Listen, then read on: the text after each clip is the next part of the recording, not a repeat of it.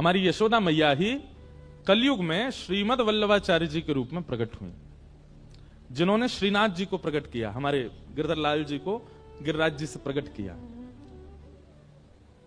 तो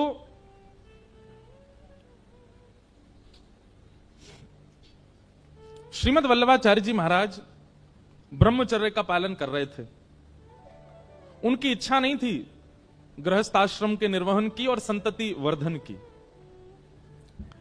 लेकिन आप तीर्थों में भ्रमण करते, ग्रंथों का लेखन कार्य करते और सब करते करते जब आप पंढरपुर पहुंचे महाराष्ट्र में, तो पंढरपुर में चंद्रभागा नदी है। चंद्रभागा नदी के तट पर श्रीमद वल्लभाचार्य जी बैठे थे और ध्यान कर रहे थे, नाम जप कर रहे थे। तभी उनके चित्त में साक्षात श्री पंढरीनाथ श्री विठ्ठल भगवान प्रकट हो गए। अब देखो कितने ध्यान से सुनना बात, भैया ने धीरे बोल रहे, ने धीरे कह लो। पंढरीनाथ भगवान चित्त में प्रकट हुए, प्रकट होकर के बोले, हे महाप्रभु जी, आप गृहस्थाश्रम में प्रवेश क्यों नहीं कर रहे हैं? बोले कि अब हमको गृहस्थ में प्रवेश करके संतति आदि और विस्तार गृहस्थाश्रम के करने की इच्छा नहीं है। तब श्री विठ्ठलनाथ जी बोले, विठ्ठल भगवान बोले, विठ्ठल भगवान तो जानते हैं ना सब लोग, पंढरपुर में ऐसे कमर पर हाथ रख के खड़े हैं श्री पंढरीनाथ भगवान। पुंडलीक नाम के भक्त के ऊपर कृपा करने के लिए गए, पर पुंडलीक अपने माता पिता की सेवा कर रहा था। द्वार पर भगवान आके खड़े हो गए। भगवान ने आके कही, पुंडलीक हम तुझे दर्शन देने आए हैं। तो पुंडलीक बोला, आप दर्शन देने आए हो, मैंने तो बुलाया नहीं था आपको, क्यों आए हो? ठाकुर जी बोले, तुम्हारे माता पिता की तुम इतनी सेवा करते हो, उससे प्रसन्न होकर हम आए हैं। पुंडलीक बोला, आपको प्रसन्न करने के लिए सेवा नहीं कर रहा था। रोने लगे पुंडलीक। ठाकुर जी बोले, रो क्यों रहे हो? बोले, मैं तो माता पिता को प्रसन्न करने के लिए सेवा कर रहा था, पर प्रसन्न आप हो गए। ठाकुर जी बोले, बड़ा विचित्र भक्त है, भगवान प्रसन्न हो गए, इसको उससे प्रसन्नता ही नहीं है। उसकी मातृपितृ भक्ति इतनी अद्भुत थी कि ठाकुर जी को भी नहीं भज रहा है, माता पिता ही सर्वस्व है उसके लिए। भगवान बोले कि हम तुम्हारी प्रतीक्षा करेंगे, जब तक तुम माता पिता की सेवा कर रहे हो हम यहीं खड़े रहेंगे। पुंडलीक ने आसन के रूप में एक ईंट भगवान की ओर खिसका दी और ठाकुर जी उस ईंट के ऊपर दोनों भुजा अपनी कमर पर रख के खड़े हो गए। उन्हीं का नाम पड़ा श्री विठ्ठल भगवान। मराठी में ईंट को वीट कहते हैं और उसके ऊपर जो ठाड़े हैं उनका नाम है विठ्ठल। तो श्रीमद वल्लभाचार्य जी के चित्त में श्री विठ्ठल भगवान प्रकट हो गए और प्रकट होकर के बोले, हे महाप्रभु जी, आप गृहस्थाश्रम में क्यों नहीं जा रहे हो? विवाह करके अपनी संतति आगे क्यों नहीं बढ़ा रहे हो? तो महाप्रभु जी बोले, मेरी इच्छा नहीं है। तो विठ्ठलनाथ जी बोले, मैं आपसे आपके यहां प्रकट भयो श्रीनाथ के रूप में, आप नहीं चाहते कि मेरी सेवा विस्तार हो आगे? तो गोसाई जी महाप्रभु जी बोले, हम चाहते तो हैं कि सेवा विस्तार हो, लेकिन हम अपने शिष्यों को दे देंगे। बोले, शिष्य नहीं, हमको आपके ही कुल में जन्मे, आपके ही रक्त के बालकों से अपनी सेवा करानी है, आपके ही वंशजों से अपनी सेवा करानी है। इसलिए कृपा करके हमारी आज्ञा है कि आप गृहस्थ आश्रम में प्रवेश करो। लेकिन महाप्रभु जी तब भी इतने प्रसन्न नहीं थे। तब अंत में श्री विठ्ठल भगवान ने आज्ञा की, अच्छा ठीक है, हम एक और बात कहते हैं। बोले, क्या? आप गृहस्थाश्रम में प्रवेश करो, आपके पुत्र के रूप में मैं ही आऊंगा, मैं ही आपके यहां पुत्र रूप में प्रकट होऊंगा। ये बात सुनते ही महाप्रभु जी तो प्रसन्न हो गए और प्रसन्न होकर के फिर उन्होंने गृहस्थाश्रम में प्रवेश किया और महाप्रभु जी के दो पुत्र हुए। एक पुत्र का नाम हुआ श्री गोपीनाथ जी और दूसरे पुत्र का नाम हुआ गोसाई श्री विठ्ठलनाथ जी। क्योंकि श्री विठ्ठलनाथ जी जो थे वो स्वयं विठ्ठल भगवान ही पुत्र बन के आए, इसलिए उनका नाम पड़ा गोसाई श्री विठ्ठलनाथ। उन्हीं का चरित्र हम आज सुनेंगे, गोसाई श्री विठ्ठलनाथ जी। श्रीनाथ जी प्रकट हुए और प्रकट होकर के महाप्रभु जी ने उनको विराजमान कर दिया। लेकिन महाप्रभु जी केवल उनको धोती पहनाते और दूध का भोग लगाते, बस इतनी सेवा महाप्रभु जी ने की। लेकिन जब गोसाई श्री विठ्ठलनाथ जी सेवा में आए तब उन्होंने ठाकुर जी की सेवा का विस्तार किया और राग, भोग, श्रृंगार, ये तीन प्रणाली प्रकट कर दी।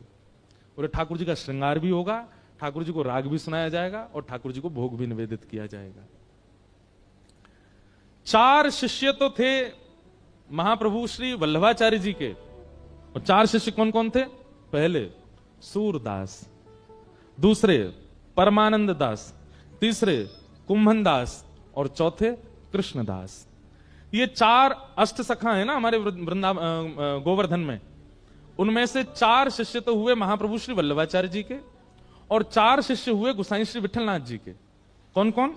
नंददास, गोविंद दास, छीत स्वामी और चौथे हुए चतुर्भुज दास, जिन्होंने पद गाया गोवर्धनवासी सांवरे तुम बिन रहो ना जाए। ये अष्ट सखा हुए ठाकुर जी के। गोसाई श्री विठलनाथ जी प्रकट हुए और बचपन से ही ठाकुर जी के प्रति आपका वात्सल्य भाव था। वात्सल्य भाव मतलब लाल, ठाकुर जी को लाला मानते थे अपना और स्वयं मैया बन के सेवा करते थे। आज भी वल्लभ कुल में ऐसा नियम है कि जन्माष्टमी के दिन जो अर्चक है ना, जो ठाकुर जी की सेवा करते हैं, उनको चुनरी ओढ़नी पड़ती है सिर पे और थोड़े बहुत आभूषण। ये हमको लाल जी की जन्मोत्सव पे हमारी मैया ने पहनाए हो। क्यों? बोले तुम लाला की सेवा करो, यशोदा हो तो यशोदा जैसो कछु तो भेष रखो। मेहंदी भी रचानी पड़ती है हाथों में। क्यों? यशोदा बन के ही ठाकुर जी की आरती करनी पड़ती, तभी वो आरती स्वीकार करते हैं। ये प्रणाली शुरू की श्रीमद श्री विठलनाथ जी ने। तो आप ठाकुर जी को लाला मानते थे अपना और लाला मान के सेवा करते थे। ऐसी सेवा प्रारंभ भई कि एक बार आपने ठाकुर जी को दूध भोग पधराया और जैसे ही दूध भोग पधराया, दूध भोग आते ही ठाकुर जी सबके सामने तो स्वरूप में रहते थे, लेकिन पर्दा लगते ही ठाकुर जी सचल हो जाते थे। सबके सामने ठाकुर जी ऐसे खड़े रहते, लेकिन जैसे ही पर्दा लगता सोई ठाकुर जी चलन लगते, बैठन लगते, उठन लगते और तुरंत चल उठते बैठते नहीं, अपनी सैया से उतर के आते और गोसाई जी की गोद में बैठ जाते और गोसाई जी गोद में बैठ के कहते अब मोए दूध को भोग लगाओ। तो गोसाई जी सोने की सुंदर पात्र से कटोरी में दूध भरते और दूध भर के लाला को देते, लो Lal G P low. Thakur ji फूंक मारते, फिर गोसाई जी फूंक मारते। ठाकुर जी जैसे ही पीते, पी के मुंह बना लियो ठाकुर जी ने। गोसाई जी बोले जय जय कहा हो, आप मौकाई को बना रहे हो? अरे जा में इतनी मिश्री डाल दी है, मेरे सबरे होठ चिपक गए, बहुत मिश्री पड़ गई है, बहुत मीठा है, मेरा मन नहीं कर रहा यार पीवे को। गोसाई जी विठलनाथ जी बोले अच्छा तो आप सेज पे विराजो, मैं अभी आऊं। अब बाहर खड़े दर्शनार्थियों को लगता भीतर भगवान हैं और उनके अर्चक हैं, पर पर्दा लगते ही भीतर तो लाला और मैया जैसी लीला हो गए।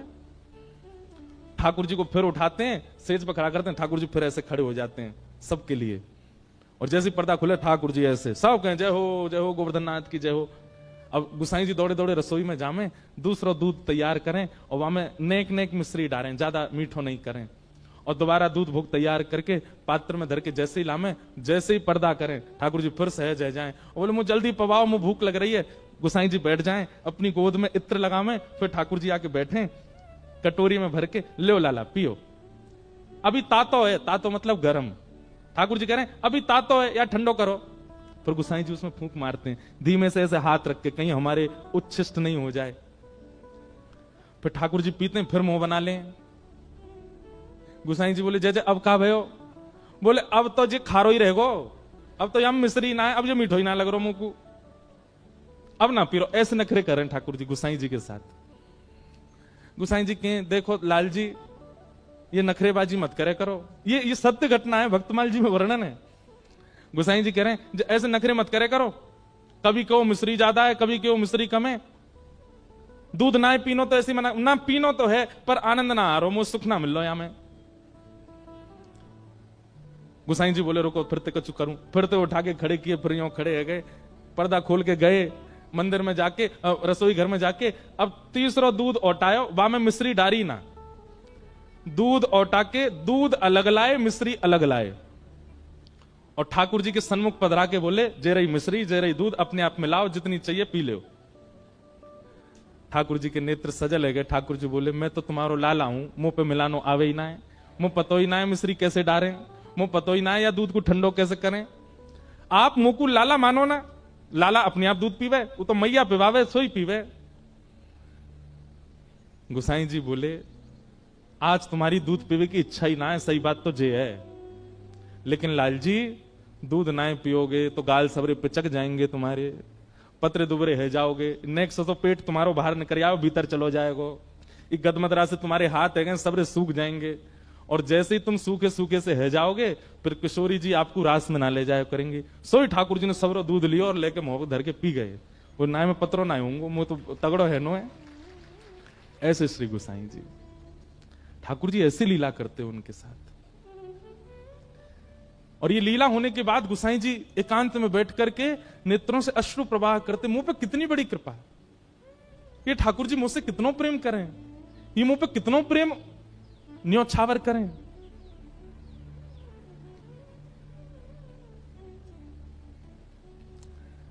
एक दिन गोसाई जी ठाकुर जी जैसे विराजते हैं ना, तो जहां विराजते हैं वहां पीछे जैसे हमने मसनद लगाई है, ऐसे ठाकुर जी की कमर पे टेक के लिए गोसाई जी ने एक गद्दी बनवाई, और गद्दी बनवाई, यहां मसनद लगाई, यहां मसनद लगाई। ठाकुर जी बोले जे कहा कर रहे हो? गोसाई जी बोले जय जय आप पूरे दिन खड़े रहो, थकान है जाती होगी तो न कैसे पीछे टेक ले ले करो, और कभी कभी अवसर मिले करे तो बगल में मसनद है इन पर पौड़ जाए करो। ठाकुर जी बोले मो यहां में सुख ना मिले, तो बोले कैसे सुख मिलेगा? बोले तुम लेटो नीचे। गोसाई जी लेट गए और ठाकुर जी ऊपर से पट उनके ऊपर कूद गए, और कूद करके उनके पेट पे ही लिपट गए। बोले जे सबसे बढ़िया सेज है, मैं तो यहीं सोऊंगा, मैं तो यहीं बैठूंगा, मैं तो यहीं लेटूंगा। और गोसाई जी से कहें गोसाई जी आप पीछे बैठो और आपके पेट जो नेक्स्ट तो पेट निकलो, या ते टेक लगा के बैठूंगा मैं, मोई ये गद्दी ना चाहिए, मोई मसनद ना चाहिए, मैं तो लाला हूं, लाला तो गोद में बैठे। इतना प्रेम ठाकुर जी करते थे। गीता में भगवान कहते हैं ये यथामाम प्रपद्यन्ते, जो मुझे जैसे भजेगा मैं उसको वैसे ही प्राप्त होता हूं। गोसाई जी लाला मानते थे तो ठाकुर जी लेश मात्र भी प्रकट नहीं होने देते थे कि वे परमात्मा है, वे लाला ही रहते थे। ऐसे गोसाई श्री विठलनाथ जी, उनकी सेवा। एक दिन गोसाई जी श्रृंगार कर रहे थे ठाकुर जी का, और ठाकुर जी को श्रृंगार करते करते इतने में खिड़की थी मंदिर के गर्भगृह में, वहां गर्भगृह की खिड़की में एक बंदर आ गयो, और जैसे ही बंदर आया तो ठाकुर जी ने बंदर को देखो तो बंदर ठाकुर जी पे करे खो, और जैसे ही ठाकुर जी पे करे खो खो, गोसाई जी के ओ देख बंदर आगो, गोसाई जी देखो बंदर आगो, या भगाओ यहां ते। गोसाई जी बोले बंदर ते डर रहे हो? बोले मुझे डर लग रहा हो, देखो ये मुझे कहीं खा नहीं जाए, ये बंदर मोए ना खावे को, मेरे बंटा भोग में जितना प्रसाद लगो सब इनको लेके भाग जाएगो, या को भगाओ यहां ते। गोसाई जी ने तब तो बंदर भगा दिया, लेकिन बाद में मन में सोचने लगे ऐसे बैठे बैठे, बोले यही श्री कृष्ण है, और यही अपने त्रेता युग में राम थे, और रावण को मारवे के काजे बंदरन की सेना लेके गए। जिन बंदरन ने राम रावण युद्ध में इतनो पराक्रम करके ठाकुर जी को विजयी करवायो, आज उन्हीं बंदरन ते इतनो डर रहे हैं। मन में ऐसे विचार करने लगे। ठाकुर जी तो सबके मन की जाने। ठाकुर जी तुरंत उतर के नीचे आए और आकर के बोले गोसाई जी कहा सोच रहे हो मन में? मन में आप यूं सोच रहे हो कि मैं बंदरन ते काय को डर रहा हूं? अरे मैं बिल्ली ते डरूं, मैं बंदर ते डरूं। क्यों? क्योंकि आप मोए लाला मानो, और आपके मन में यह भावना आ रही है कि मैं डर काय को रहूं। लाला की भावना मत रखो, फिर परमात्मा की भावना रखो मेरे प्रति। अगर लाला मानो तो तुम्हें आज भी ठाकुर जी ऐसे ही भाव से विराज रहे हैं श्रीनाथ जी में। आप में से नाथ द्वार कितने लोग गए? बहुत कम लोग गए। प्रयास कीजिएगा, अब कभी चक्कर लगे तो एक बार नाथ द्वार जरूर जाइएगा। पहले गोवर्धन में ही विराजते थे श्रीनाथ जी, बाद में फिर नाथ द्वार विराज गए। और नाथ द्वार जब तक नहीं जा पा रहे हो तो तब तक अमृतसर में ही श्री गोवर्धन नाथ जी की हवेली है भीतर, वहां दर्शन कर आना। तो नाथ द्वार जब आप जाएंगे तो वहां आप दर्शन करेंगे, श्रीनाथ जी विराज रहे हैं, और श्रीनाथ जी के मंदिर से नेक निकल के मंदिर प्रांगण में ही भीतर विश्व के सबसे पहले लड्डू गोपाल विराज रहे। उनको नवनीत प्रियालाल कहते हैं। क्या कहते हैं? नवनीत का मतलब मक्खन, और मक्खन से जो प्रेम करे वो नवनीत प्रिय लाल। लड्डू गोपाल तो हम लोगों ने नाम धर दिया, वो लड्डू थोड़ी है हाथ में, वो तो नवनीत है। ठाकुर जी के हाथ में क्या है? मक्खन है हाथ में। शोभित कर नवनीत लिए घुटुरुन चलत रेणुतन मंडित, गोरोचन तिलक किए, शोभित कर नवनीत लिए। तो अभी की घटना है, कुछ वर्ष पहले की। ठाकुर जी के भोग में एक नियम होता है कि मिष्ठान ठाकुर जी के सामने रखो। अगर आप थाली में भोग लगाते हो तो जो मीठी वस्तु है ना, वो ठाकुर जी की तरफ आगे होनी चाहिए। अब हम लोग तो थाली में भोग लगाते हैं, पर प्रणाली ऐसी है कि थाली में भोग नहीं, संपूर्ण सामग्री ठाकुर जी के आगे रखनी चाहिए। कड़ी बनी है, चावल बनी है, रोटी बनी है, साग बना है, सब भर भर के पात्र लेके जाओ और ठाकुर जी के सामने सब कुछ पधरा दो। मंदिरों में ऐसी भोग लगता है, सारी सामग्री ठाकुर जी के आगे धरते हैं, ठाकुर जी को जितना रुचि लगे उतना पावे। आपने 2 ही रोटी धरी ठाकुर जी के आगे, ठाकुर जी मधुमंगल श्रीदामा सब आ गए होंगे, ठाकुर जी कह रहे होंगे भैया नेक नेकी पहियो 2 ही धर के गए हो है, भूख तो ज्यादा लग रही है पर नेकी धर के गए हो है। तब आप जब थाली में 2 ही रोटी धरते हैं तो फिर मधुमंगल श्रीदामा तनसुका मनसुका ये सबरे सखा आते हैं ठाकुर जी के संग पानी। अकेले ठाकुर जी पाते नहीं, कभी नहीं पाते। या तो किशोरी जी और अष्ट सखियां आएंगी या फिर ठाकुर जी अपने सखान को बुलाएंगे, ठाकुर जी अकेले प्रसाद नहीं पाते। और आप धर के क्या गए, वो 2 ही रोटी, नेक्स्ट सी सब्जी। अच्छा, कई घरों में तो देखा इतनी सी चांदी की थाली, वहां में इतनी इतनी सी कटोरी। हमारे लाल जी छोटे हैं ना, छोटा सा मुख, छोटी सी थाली, छोटी सी गिलास। कहीं ठाकुर जी ने आपको छोटा सा मान लिया ना, रोते रहोगे फिर अन्य के काजे। ठाकुर जी को भूख नहीं लगती, लेकिन आपका भाव यदि लाला का है उनके प्रति, सबरी सामग्री धरो सामने और सब सामग्री धर के ठाकुर जी तो कहो, हे लाल जी सबरे सखान को बुला लो, किशोरी जी को बुला लो, नंदरानी यशोदा नंद बाबा सबन को बुला लो, प्रेम से चकाचक पाओ। ऐसे भोग लगाओगे तो काउदना महाराज कोई सामग्री ऐसी लगेगी धरी तो पूरी लेकिन आधी बची है, कहां गई, खा गए ठाकुर जी, पाली हो। काउदना तो ऐसा अनुभव कराएंगे। तो ठाकुर जी के सन्मुख जहां ठाकुर जी विराजने, उनके सन्मुख मिष्ठान, मिष्ठान के बाद नमकीन, नमकीन के बाद साग दाल कढ़ी चावल रोटी, ऐसे भोग पधराना चाहिए ठाकुर जी के सन्मुख। तो नाथ द्वार में नवनीत प्रियालाल जी इतने से लड्डू गोपाल, छोटे से, तो उनके सामने भोग पधराया गया। लेकिन जल्दीबाजी में का कियो, मीठी सामग्री पीछे धर दई और कढ़ी बिल्कुल सामने धर दई। जहां नवनीत प्रिया जी विराजते हैं सिंहासन पर, बिल्कुल सामने कढ़ी धर दई। और नवनीत प्रिया जी का नियम है, बहुत आनंद वाली कथा है उनकी, वो मंदिर में भोग नहीं लगाते। छोटे से गोपाल जी हैं, अपने सिंहासन पर बैठे हैं, सिंहासन सहित रसोई घर में जाते हैं और रसोई घर में चूल्हा के बगल में बैठ के पाते हैं। क्यों? भावना ऐसी है कि बोले गोपाल जी हैं, गोपाल जी कोई टेबल पे बैठ के चौकी पे बैठ के थोड़ी पामे, वो तो यशोदा मैया के बगल में बैठे रहे, यशोदा मैया बनाती रहे पवाती रहे, लाला ले लाला मैं रोटी बना रही हूं, बाबा का जी तू रोटी खातो रहने एक देर, यशोदा मैया चूल्हा पे प्रसाद बनावे और ठाकुर जी बैठे बैठे पामे। इस भाव से श्री ठाकुर जी रसोई घर में जाते हैं, वहीं प्रसाद भोग लगाते हैं। किसी की रसोई इतनी पवित्र हो तो वो ये लीला कर सकते हैं, इतना अवकाश है उनके पास कि वो घर में ही रहते हैं। तो ऐसी एक योजना बनाओ, ठाकुर जी को श्रृंगार मंदिर में, ठाकुर जी का बाल भोग मंदिर में, लेकिन राजभोग दोपहर का जो भोग होता है उसमें ऐसी सुंदर पूरे मार्ग पर गोबर को चौका लगाओ, ठाकुर जी को सिंहासन धीरे से उठाओ और रसोई घर में बढ़िया सुंदर गोबर के चौका लगा के वहीं विराजमान करो और वहीं ठाकुर जी के सामने प्रसादी बना करके फिर ठाकुर जी को पधराओ। सेवा तो बहुत विस्तार की है, लेकिन हम लोगों पर समय नहीं है। ऐसी सेवा अगर होने लग जाए ना गोसाई जी जैसी, तो इस कलयुग में आज भी ठाकुर जी बोलने लग जाएं, आज भी ठाकुर जी पाने लग जाएं।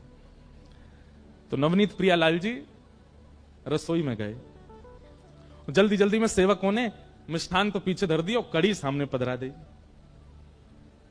कच्छु रोटी ठाकुर जी के सामने बना करके सन्मुख पधरा दी और फिर सबरे जन प्रणाम करके फिर वहां से चले जाएं। अब अपने सखान को बुला लियो, लाल जी प्रेम से पाओ। और मंदिर वहां रसोई घर की किवाड़ बंद करके सब चले गए।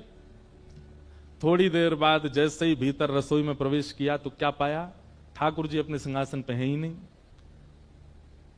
सिंहासन पे लाल जी है ही नहीं। अब तुम्हारा झल्ला मच गया, ठाकुर जी कहां गए, नवनीत प्रियालाल कहां गए, सब जगह खोजो कहीं नहीं मिले।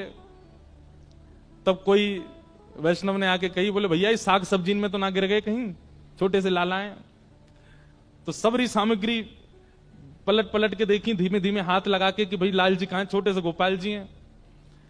सबरी सामग्री उलट पलट करी, कहीं नहीं मिले। लेकिन जो सिंहासन के सन्मुख कड़ी इतनी बड़े पात्र में धरी थी, जैसे ही वाकू पलटो सुबह में नवनीत प्रियालाल जी मिल गए। तो जितने वहां पर रसोईया थे और आचार्य जन थे, उनको लगे ओहो लाल जी को कड़ी इतनी भाई खाई नहीं भाई, मैं कूद गए। बताओ कड़ी इतनी बढ़िया लगी कि वहां में नहा रहे हैं। और महाराज रसोईया ने कह दी भैया आप सुनो, आगामी कछु दिना तक कड़ी को ही भोग लगाओ ठाकुर जी को, इतनी कड़ी बढ़िया लग रही ठाकुर जी को। अब तो हर दिन कड़ी बन रही है ठाकुर जी को, कड़ी कड़ी, और सामने कड़ी कोई भोग लगा रहे हैं। 5-6 दिन बीत गए तो जो मुख्य मुखिया जी थे, मुख्य पुजारी, रात में जैसे सोए तो श्री छोटे से गोपाल जी रोते रोते उनके स्वप्न में आए। जय जय कहा भे हो, आप काय को रो रहे हो, लाल जी आप काय को रो रहे हो। छोटे से गोपाल जी बोले 5 दिन है गए मुंह कड़ी कड़ी पवाए जा रहे हो और कुछ बनाए ना रहे। तो गुसाई जी बोले, मुखिया जी बोले जय जय वादना आप कूद गए कड़ी में, तो हमें लगी कड़ी बहुत बढ़िया लगे, हमारे कड़ी को भोग लगा रहे। ठाकुर जी बोले अरे कड़ी बढ़िया लगे या हमारे ना कूदो, तो तुमने खीर दूर धर दी, मैं तो भाई ले जा रहा हूं, सो कड़ी बीच में आ गई भाई, मैं गिर गो, मैं तो खीर पावे जा रहा हूं, कहा करूं इतनी बड़ी कुआ जैसी कड़ी में गिर गो मैं तो। मुखिया जी के नेत्र सजल हो गए, रात्रि में ही ठाकुर जी को प्रणाम किया, जय जय क्षमा कर दो। ऐसी लीला ठाकुर जी। ये लीला का विस्तार किसने किया? श्री गोसाई विट्ठलनाथ जी। थोड़ा विस्तार तो बंधुओं करो। आप पति के लिए समय निकालते हैं, बच्चों के लिए समय निकालते हैं, प्रेमियों के लिए समय निकालते हैं, ठाकुर जी के लिए भी समय निकालो। नेक विस्तार तो उत्सव को, सेवा को करो, तभी ठाकुर जी अनुभव कराएंगे अपना।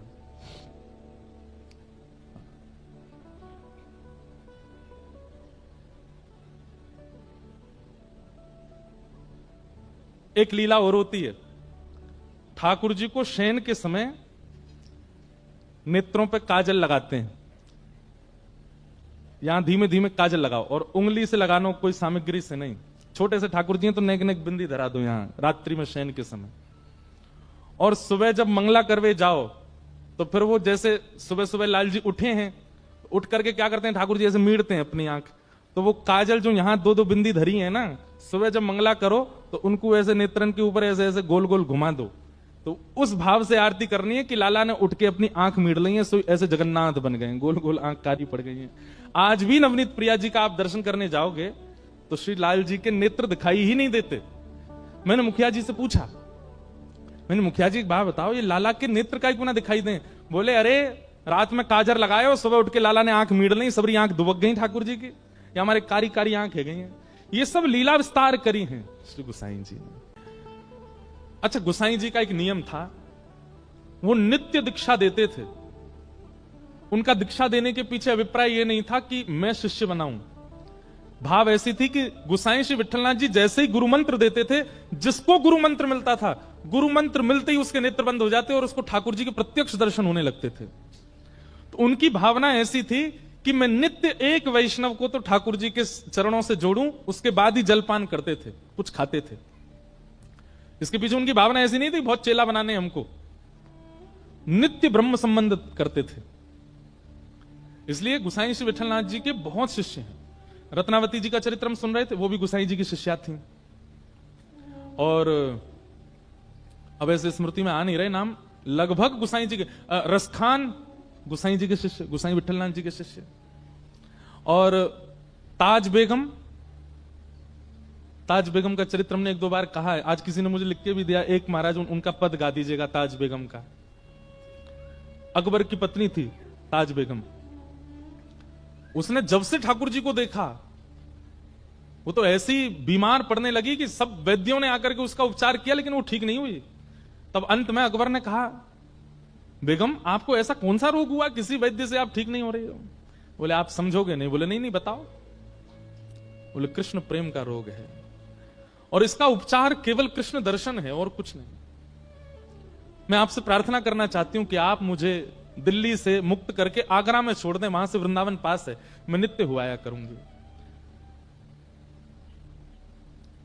अच्छा, एक और बात, अकबर जो था ना, ये भी गोसाई श्री विट्ठलनाथ जी और स्वामी श्री हरदास जी इनको बहुत मानता था। प्रसंग आता है कि अकबर का जो जहां वो नमाज पढ़ता था, जो उसका पूजा घर था, वहां 5 चित्र लगा रखे थे उसने। उसमें एक स्वामी श्री हरदास जी का जो चित्र मिलता है ना, हाथ में वीणा लेकर के, एक तारा लेकर के और जो बैठे, वो चित्र अकबर ने ही बनवाया था। क्योंकि अकबर के मन में हमारे स्वामी श्री हरदास जी को देख करके ऐसा वैराग्य आया, वो सब छोड़ करके निधिवन राज में ही रहना चाहता था, स्वामी जी की सेवा में। स्वामी जी बोले, जे अगर यहां रहेगो तो यहाँ के चक्कर में दुनिया भर के सबरे लोग यहां आएंगे, पूरे वृंदावन को रूप बिगाड़ देंगे। तो स्वामी जी ने उसको आज्ञा की, भैया सुनो, तुम वृंदावन में मत रहो, तुम तो दिल्ली रहो, तुम तो राज शासन ही करो। तो वो बोला, स्वामी जी मैं आपके रूप को देखे बिना रह नहीं सकता। तब किसी ने कही, बोले देखो आप पे तो बड़े बड़े चित्रकार हैं, स्वामी जी का एक चित्र बनवा लो, अपने पास रखना। तब अकबर ने स्वामी जी का चित्र बनवाया और चित्र लेकर के दिल्ली गया, और जहां वो नमाज करता था वहां पर उसने 5 भक्तों के चित्र रखे। उसमें गोसाई विठलनाथ जी, स्वामी श्री हरदास जी और संभवतः भक्तिमती मीराबाई, ऐसे गोस्वामी तुलसीदास जी, ऐसे 5 चित्र थे उसके पास। अपनी नमाज आदि करता था, उसके बाद 5 भक्तों को प्रणाम करता। अकबर पर कृपा तो थी संतों की। तो अकबर की जो ये पत्नी थी ताज बेगम, इनको वृंदावन आने की बड़ी रुचि थी, तो ये वृंदावन कभी कभी जाती थी। एक बार इन्होंने जाकर के गोसाई श्री विठलनाथ जी से कहा, ऐसा कोई मंत्र दे दीजिए कि मेरे पति मेरे वश में हो जाएं, और वश में करके मुझे कुछ और नहीं करना है, बस उनसे यह कहलवा देना है कि तुम सदा के लिए वृंदावन चली जाओ। ऐसा कोई ताबीज बना दो, गंडा बना दो, मंत्र दे दो जिससे मेरे पति मेरे वश में हो जाए। तो गोसाई श्री विठलनाथ जी ने भोजपत्र पर कुछ लिखा और लिख करके उसको ताबीज में डाल करके और ताज बेगम को पहना दिया। ताज बेगम जब दिल्ली आई तो उसके गले में अकबर की अन्य पत्नियों ने जब ताबीज देखा तो उन्होंने अकबर के कान भर दिए, बोले कि हमें पता चलिए गुप्तचरों से आपको अपने वश में करके, और ये कुछ षड्यंत्र करना चाहती हैं अपने भाइयों को पूरे भारत का राज शासन दिलाने के लिए। गोसाई श्री विठलनाथ जी से ताबीज बनवा के आई है ताज बेगम, ताकि आपको वश में कर सके। अकबर तो अकबर है, उसके लिए कोई रोक टोक थोड़ी, तुरंत पहुंच गया ताज बेगम। बोले ये ताबीज खोल के दिखाओ उसमें क्या लिखा है। पढ़ा तो ताज बेगम ने भी नहीं था उसमें लिखा क्या है, पर गोसाई जी ने उसमें लिखा था, यंत्र मंत्र और तंत्र सो भूल करो जनिक कोय। बोले भैया यंत्र मंत्र तंत्र तोना टोटका इन सब में ज्यादा विश्वास मत करो। तो और अगली पंक्ति क्या लिखी थी, पति कहे सोई कीजिए, पति जो कहे वो करिए, वह आप ही वश होए। गोसाई जी ने लिखा था तंत्र मंत्र पर विश्वास मत करो, पति की बस आज्ञा मानो, पति की आज्ञा मानने लग जाओगे वो अपने आप ही आपका हो जाएगा। इस बात को पढ़ करके अकबर को इतना अच्छा लगा, बोले देखिए इन्होंने कितनी अच्छी बात लिखी, तंत्र मंत्र पर भरोसा मत करो, पति की आज्ञा मानो, पति जो कहे उससे अपने आप ही पति आपका हो जाएगा। तुरंत ताज बेगम को लेकर के वृंदावन गया और गोसाई श्री विठलनाथ जी को जाकर के उसने प्रणाम किया। उसने कहा महाराज मैं कुछ देना चाहता हूं। तो गोसाई श्री विठलनाथ जी ने कही, बोले एक काम करो, हमारे श्रीनाथ जी के लिए गौचारण के लिए भूमि प्रदान करो। 500 एकड़ जमीन अकबर ने श्रीनाथ जी और नवनीत प्रिया जी के गौचारण के लिए प्रदान की। आज भी गिरिराज जी में गौचारण भूमि जो है, ये अपना पारासौली, चंद्र सरोवर आदि, ये सब अकबर ने प्रदान किए थे ठाकुर जी को। एक दिन ताज बेगम का इतना प्रेम ठाकुर जी के प्रति देख करके अकबर ने कहा, देवी आप क्या चाहती हैं? बोले हमको सदा के लिए वृंदावन छोड़ दो। और अकबर ने ताज बेगम को वृंदावन छोड़ दिया। गोसाई जी की शरण में रह करके उसको मंदिर में तो जाने नहीं दिया जाता था क्योंकि म्लेच्छ थी। खिड़की से दर्शन करती थी श्रीनाथ जी का, खिड़की से दर्शन करती ठाकुर जी का। दर्शन कर करके उसकी ऐसी स्थिति हो गई कि अब ताज बेगम दर्शन नहीं करती है। ताज बेगम मन में सोच लेती है, आज ठाकुर जी ने पीली पोशाक पहनी होगी, टेढ़ा मुकुट पहना होगा, मुकुट पर सेहरा बांधा होगा, मोतीन के श्रृंगार धारण किए होंगे, आज ठाकुर जी को गुलाब का इत्र लगा होगा, कंठ में मोगरा की माला पहनी होगी। मन में सोचती थी, दर्शन करने नहीं जाती थी। और जो दर्शन करके आते उनसे पूछती, आज ठाकुर जी कैसे श्रृंगार में जरा बताना। वो कहते आज ठाकुर जी ने पीली पीतांबरी पहनी है, पाग पे सेहरा पहना है, मोती की लड़ धारण करी है, गले में मोगरा की माला पहनी। और ये सुनकर के ताज बेगम नाचने लगती थी। क्यों? अब उसको मंदिर जाने की आवश्यकता नहीं है, वो अपनी कुटिया में बैठे बैठे चिंतन करती है और ठाकुर जी वैसे ही श्रृंगार में होते हैं। गोसाई श्री विठलनाथ जी की। तो इसलिए वो ब्रह्म संबंध देते थे, रोज दीक्षा देते थे। क्यों? उनके दीक्षा देते ही जो वैष्णव दीक्षा लेता था उसको तुरंत ठाकुर जी का दर्शन अनुभव होने लग जाता था। और नियम बना लिया कि जब तक दीक्षा एक वैष्णव नहीं बनाऊंगा तब तक जलपान नहीं करूंगा। तो एक बार क्या हुआ, आज पता नहीं क्या ऐसा योग था, बहुत गर्मी पड़ रही थी, लोग बाग घरों से निकले ही नहीं, कोई गोसाई जी के पास आया नहीं। मध्याह्न का समय हो गया, गोसाई जी भूखे बैठे। क्यों? रोज ब्रह्म संबंध देते हैं, फिर कुछ पाते हैं। तभी आप गोविंद कुंड है गिरिराज जी में, वहां जाकर के बैठ गए और गोविंद कुंड में 2 हंस घूम रहे थे। आपने मन में विचार किया, आज तक मानवों को ठाकुर जी का दर्शन कराया है ब्रह्म संबंध देके, इन जीवों का भी तो अधिकार है। और आपने उन 2 हंस हंसनी के जोड़े के कान में अष्टाक्षर मंत्र देके उनको कंठीमाला पहना दी, और जैसे ही कंठीमाला धारण कराई दोनों के चतुर्भुज रूप हो गए और दोनों का ही निकुंज में प्रवेश हो गया, ठाकुर जी की प्राप्ति हो गई। ऐसे गोसाई श्री विठलनाथ जी।